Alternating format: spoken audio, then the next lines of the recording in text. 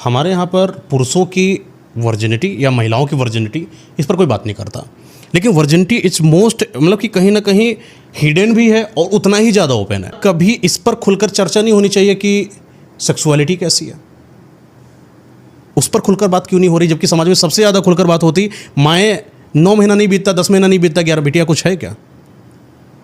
सबसे ज़्यादा सेक्स पर बात किया है तो दादियों ने बात किया है, खुलकर अगर अपनी ही लड़की से बातचीत करा है तो माँ ने बात किया है।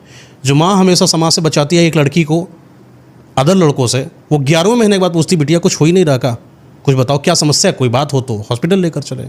यानी खुलकर बात हो रही है लेकिन हिडन में हो रही है, तो क्यों ना ओपन बात करता है। देखो बहुत बड़ी चीज़ है वर्जिनिटी।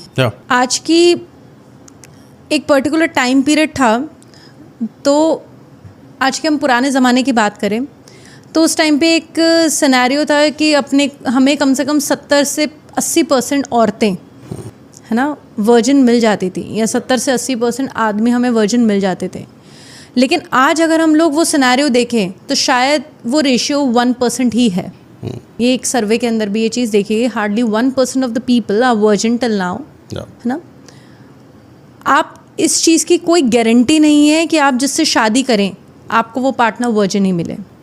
और नॉर्मल सी चीज़, अगर मैं आपसे बोलूँ कि आप मैं शादी करो और अपने लिए एक वर्जिन लड़की ढूंढना, है ना, तो आई थिंक आप कुंवारे रह जाओगे।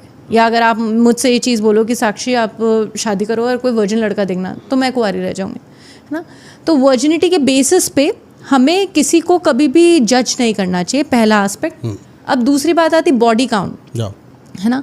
बॉडी काउंट के बेसिस पे भी जज करना सामने वाले को गलत है, राइट।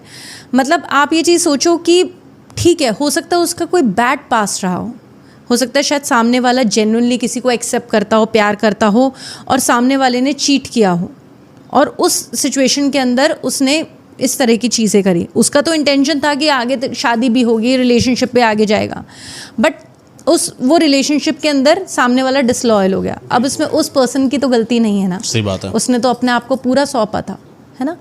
तो एक पर्सन की इंसानियत, वो पर्सन का कैरेक्टर, उस पर्सन की लॉयल्टी, डिवोशन, ये सारी की सारी चीज़ें वर्जिनिटी से 1% भी गवर्न नहीं होनी चाहिए। वर्जिनिटी को एक नॉर्मल मेडिकल कंसेप्ट की तरह ही समझा जाए, वो होता है, ठीक है ना, और वो चीज़ ख़त्म हो जाती है।